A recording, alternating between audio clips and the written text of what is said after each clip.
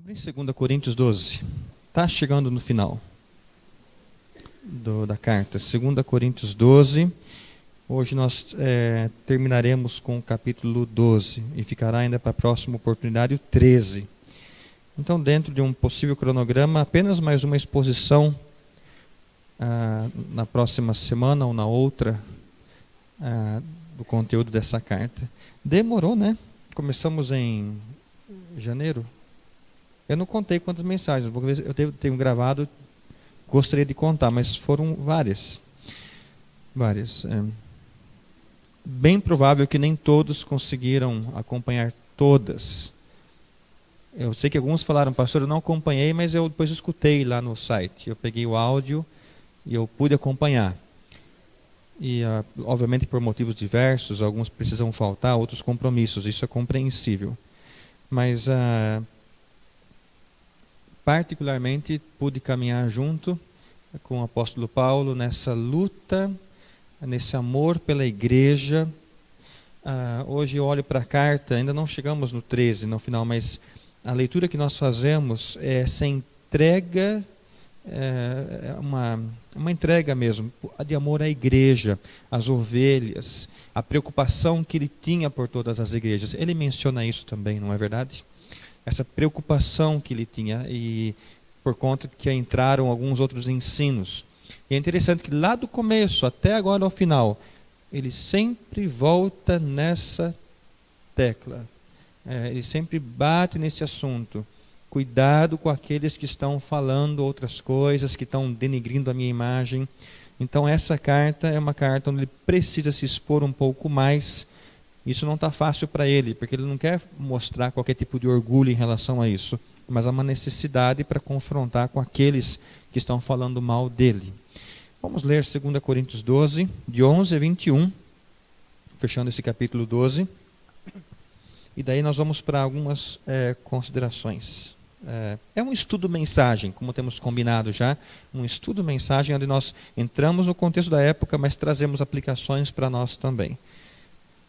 Tornei-me louco, vós me obrigastes a isso, porque eu devia ser recomendado por vós, visto que em nada fui inferior aos superapóstolos. Algumas versões trazem apóstolos por excelência, algo assim, não é?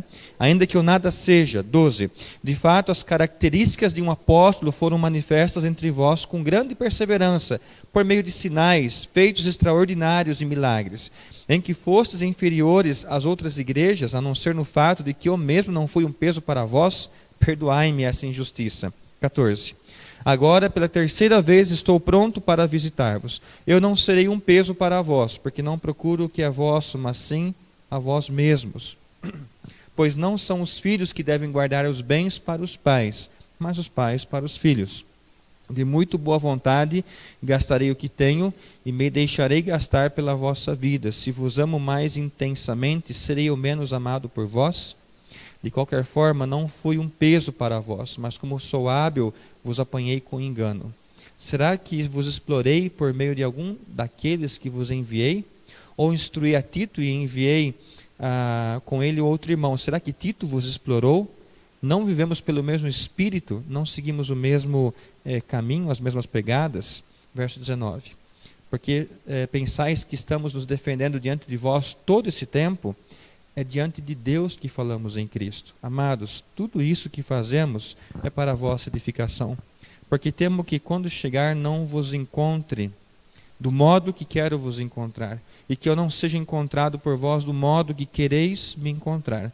Temo que de algum modo haja brigas, invejas, ódio, ambição egoísta, calúnias, falatórios, arrogância e desordem. Eu temo que quando for outra vez, o meu Deus me humilhe diante de vós e que eu lamente por muitos dos que haviam pecado e que ainda não se arrependeram da impureza, da imoralidade e da libertinagem que cometeram. Não é à toa que os capítulos 10, 11, 12 e 13, alguns estudiosos dizem que ele foi inserido na segunda carta que nós temos e que, na verdade, faz parte de uma terceira carta, que foi perdida, enfim. porque esse final é um final mais severo, um pouco mais duro. Eu creio que os irmãos notaram aqui. Nós vamos agora destrinchar o texto e encontrar esse zelo que, traduzido em palavras, é um pouco agressivo, um pouco duro, mas pelo temor ao Senhor. Veja no verso 11, ele começa, o texto de hoje diz aqui no versículo 11, tornei-me louco. Alguns talvez trazem insensato, assim que está na sua Bíblia? Alguns está insensato. Igreja, todas as vezes que ele se refere a essa palavra loucura, ele está em uma crise que eu já mencionei das outras vezes. Está sendo difícil para ele falar dele mesmo. Ele não tem a finalidade de expor essas credenciais. Então ele não se conforma, que ele tem que falar. Então nesse verso 11, ele fala que algo está errado. E o que é algo errado? A gente já leu aqui, né? É a igreja que deveria recomendar ele. E não ele ter que se recomendar. É a igreja que deveria falar, olha, apóstolo Paulo é nosso líder, uma pessoa idônea, ama a palavra. Ele fala, está tudo errado. Eu estou precisando falar de mim para lembrar a vocês quem eu sou. Sendo que é vocês que teriam que falar, se fosse assim, de mim. Então ele fala, eu estou ficando louco. Está errado o sentido das coisas. Então, ele luta com essa questão de ter que falar de si mesmo. Daí ele usa essa expressão, tornei-me louco, insensato.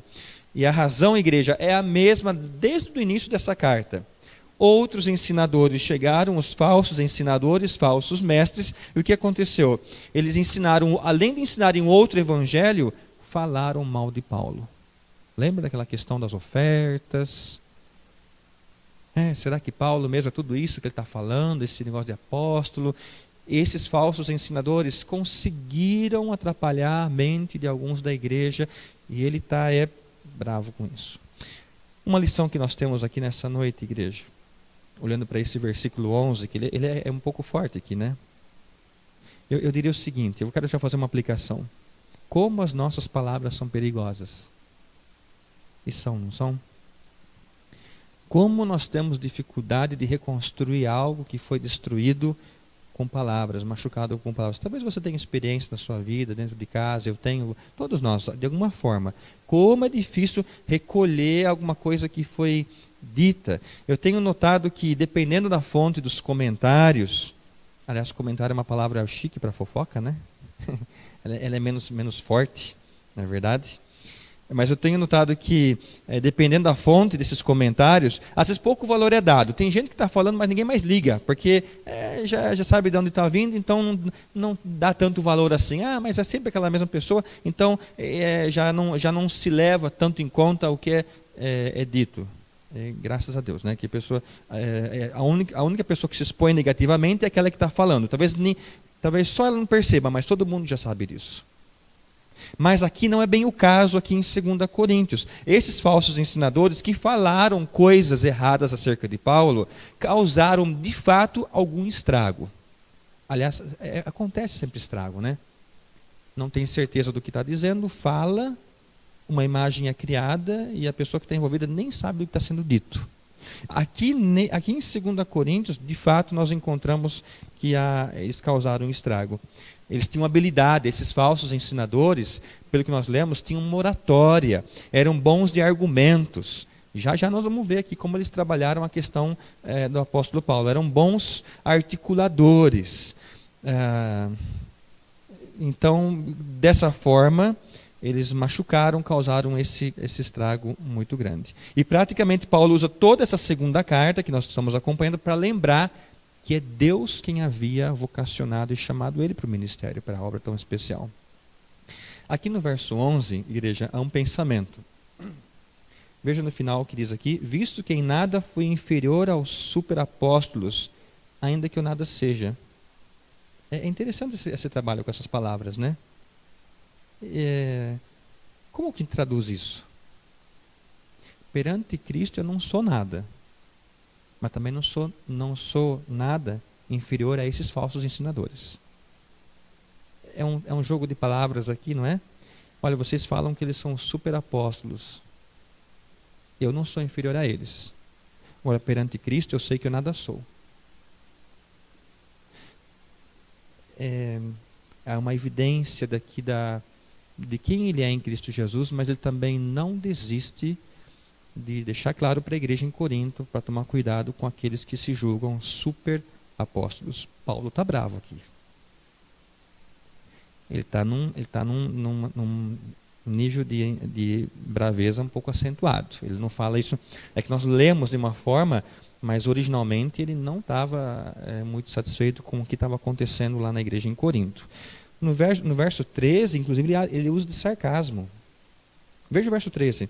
Em que fostes inferiores às outras igrejas, a não ser no fato de que eu mesmo não fui um peso para vós. Perdoai-me por essa injustiça.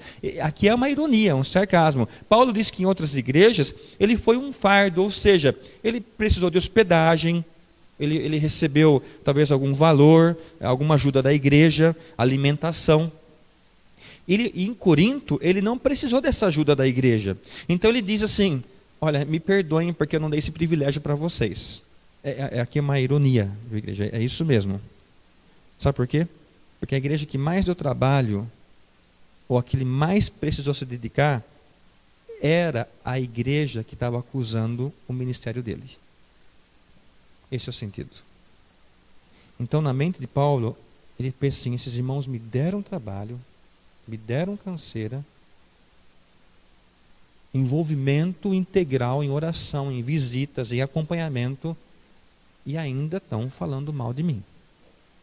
Ainda estão me acusando. Então, quando ele coloca aqui, me perdoem por essa injustiça, essa ironia, olha, outras igrejas ainda me deram hospedagem e alimentação. Nem isso vocês precisaram fazer. Me perdoem, tá? Porque eu não tenho dado esse privilégio para vocês. Ironia. Versos 14 e 15, quando nós já lemos aqui. Paulo fala que vai visitá-los mais uma vez. Agora, já pela terceira vez, estou pronto para visitar-vos. Encontramos no verso 14. E que mais nessa vez, ele não queria ser um peso para eles. Ele coloca esse assunto em termos de receber algum valor, hospedagem, uma alimentação. Olha, eu vou de novo, mas eu não procuro o que é vosso. Está aqui no verso 14. Mas sim, me interesso por vós mesmos. Ele vai para lá não com intenções de coisas, de comida ou de hospedagem, mas das pessoas. E aí ele usa uma expressão interessante. Pois não são os filhos que devem guardar os seus bens para os pais, mas os pais para os filhos. Ele faz uma aplicação aqui em termos de herança. Qual que é a ênfase dada aqui? Paulo reconhecia que ele era o pai espiritual deles. E no que tange à espiritualidade, Paulo entende que ele tem obrigações perante a igreja de Corinto. Irmãos, isso nos chama a atenção. E temos uma lição aqui nessa noite. Olhando para esse verso 14, é uma lição para mim e para você. E eu entendo que esse versículo desperta em nós algo para a gente revisar em nossa mente. Os crentes mais maduros, ou os que já têm um tempo de vida cristã, têm uma grande responsabilidade perante os que estão começando agora. E sabe que às vezes nós nos esquecemos disso? Paulo fala também, eu não lembro qual que é a carta que ele usa a expressão neófitos. Neófitos, Gálatas. Obrigado, pastor Cid. Gálatas, ele usa a expressão neófitos. A palavra neófito, neofitos, grego, é planta recém-plantada. Já vários que trabalharam com replante de horta, assim. Meu pai tem uma hortinha lá, e ele plantou alface dias atrás, deu aquela chuva forte, e bateu todas as folhas da alface. Aí precisa quase que ajudar uma por uma lá, a ressuscitar. Dar uma força para voltar. Essa ideia, neófito, é aquele que está começando agora e não sabe tudo. Você precisa dar uma ajuda. Precisa estar junto. Paulo entendia isso muito bem, e eu creio que para nós hoje, isso é importantíssimo. Sabe por quê? Porque às vezes chega alguém na igreja novo, no começo, e tem assim algum comportamento diferente, não sabe tudo, tá, sabe? E a gente logo já quer assim, talvez, julgar, quer consertar de uma outra forma mais braba. E o que precisa é de acompanhamento.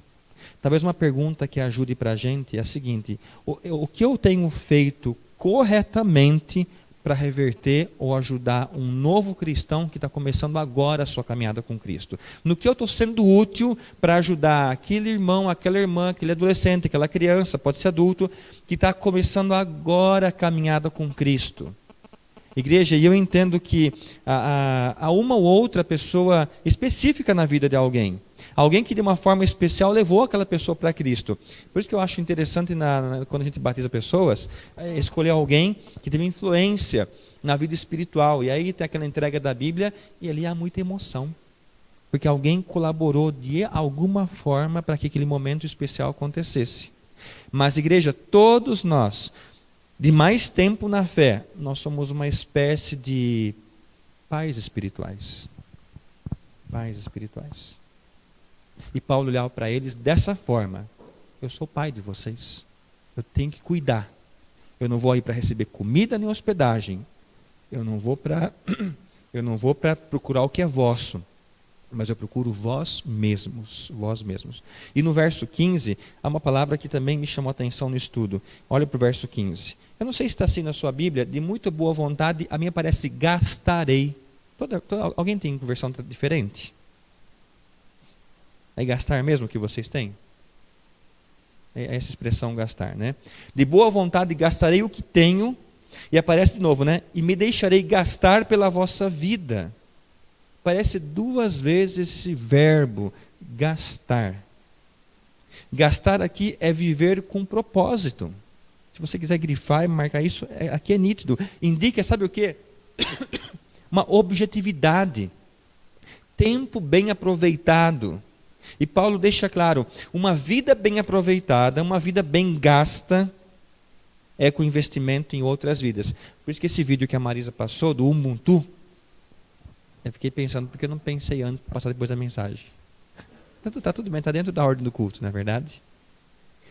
Tem tudo a ver essa expressão com o que Paulo está dizendo aqui. O nós, não vive a vida dele, mas o nós, a entrega dele pela igreja em Corinto.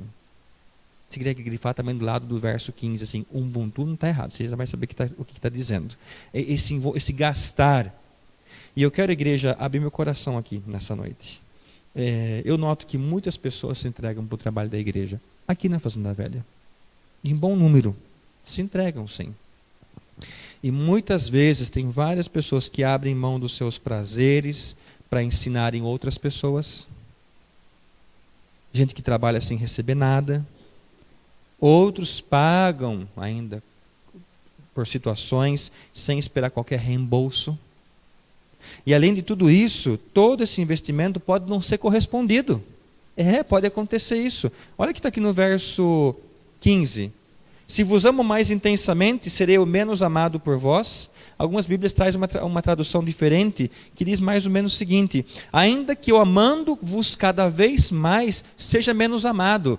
É essa expressão. Olha, eu estou me entregando para vocês, eu estou gastando a minha vida no amor a vocês, mesmo que vocês me amem menos. Talvez a nossa oração nessa noite é: Senhor, me dá um coração desse. Onde eu não sou motivado por resultados. Onde eu não sou motivado porque pessoas estão me elogiando. Onde eu não sou motivado porque pessoas estão dando tapinha na costa não, é mesmo que nada disso aconteça. A motivação é o simples amor em Cristo pela igreja, por vocês. É um desafio. Todo investimento pode não ser correspondido, ainda que eu amando-vos cada vez mais, eu seja menos amado. Igreja, é isso que fica. No ministério não só do pastor ou do professor da escola bíblica, do líder, do diácono, mas de todo o crente. Ninguém chega num culto fúnebre e alguém diz ou pensa: nossa, essa pessoa tem uma bela casa. Né? Nossa, que lindos carros essa pessoa pode comprar quando em vida. Olha quantas graduações essa pessoa teve, que belas viagens que fez. Mas os atos de generosidade serão lembrados. A Bíblia fala que as obras acompanham os atos de generosidade. Paulo sabe bem disso. Não o que tem, não, mas o que fez e a forma como se entregou. Esse verso 15 ele deve ficar gravado no nosso coração. De muita boa vontade gastarei o que tenho e me deixarei gastar pela vossa vida. Talvez a gente, como igreja, você possa ler esse versículo e calar no coração. Senhor, ajuda-me a olhar para a igreja da Fazenda Velha, ou para o meu campo de atuação, e dizer no meu coração, de muita boa vontade, eu gastarei o que tenho. Emprego da minha vida na vida dos outros. Eu me deixarei gastar pela vida dos outros. Uma entrega.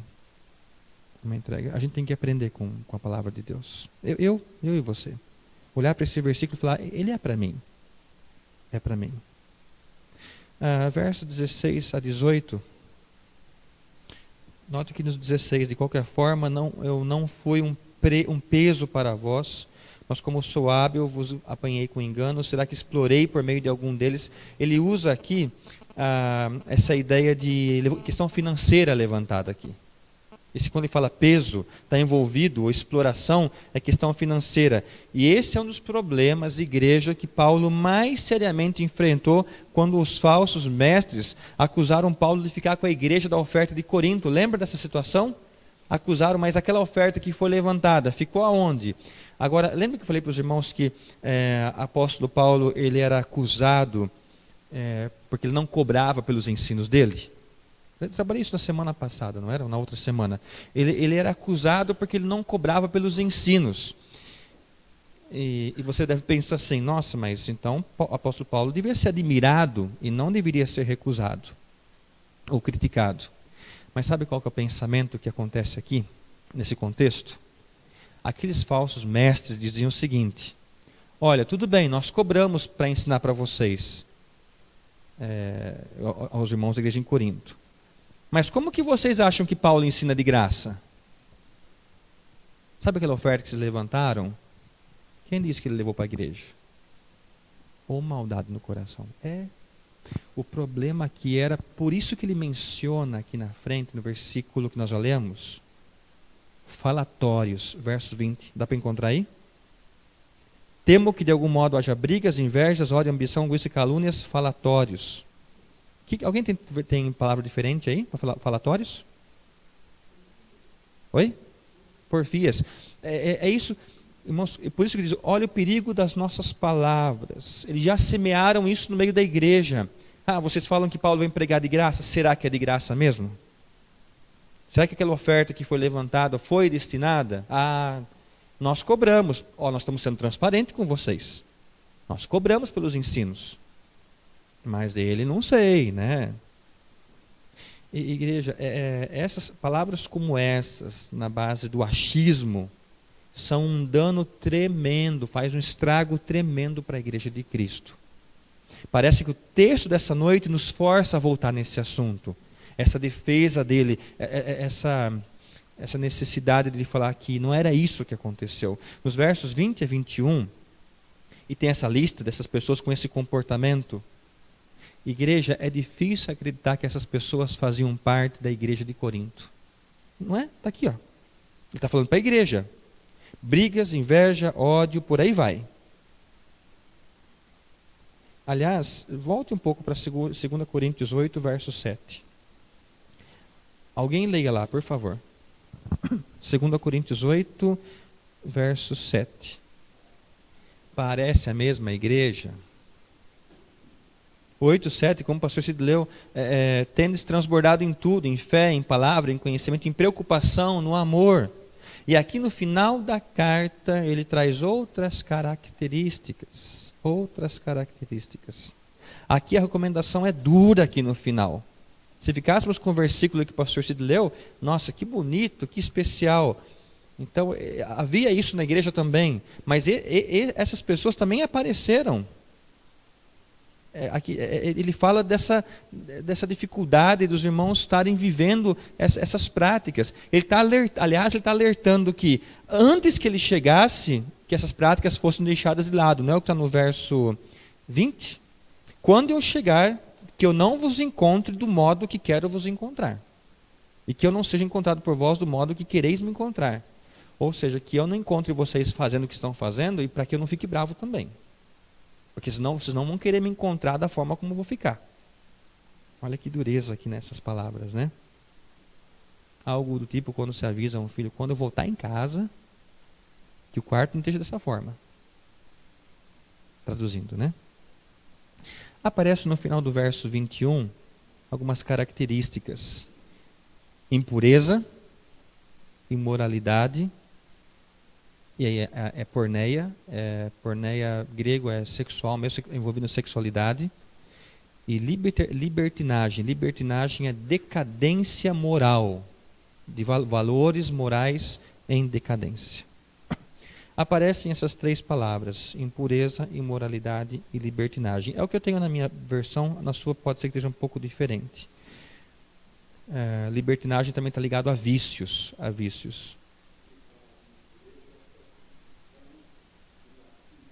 Impureza, prostituição e lascívia.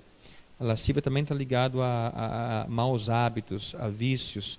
Aliás, a igreja, essas características eram características da onde? Esses três pontos. Da cidade de Corinto.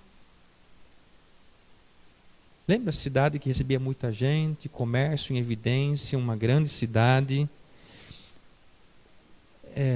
Nesta cidade, isso era comum.